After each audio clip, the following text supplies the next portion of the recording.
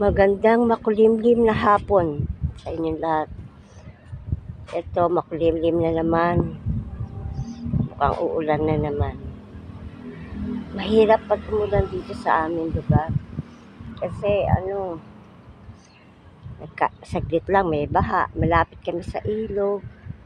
Konting ulan, high tide na, aapaw ang tubig sa ilog. Kaya ang hirap dito.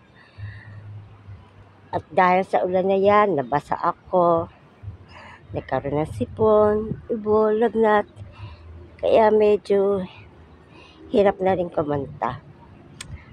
Sana maging okay naman ako. Gumaling na tong aking ubo. Ang hirap ng umuulan talaga dito. Sana umaraw na. Hindi pa lumalabas si Haring Araw.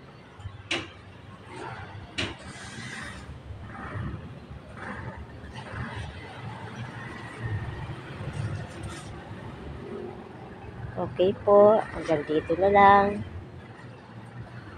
Sana nagustuhan po ninyo ang aking konting share. Salamat po.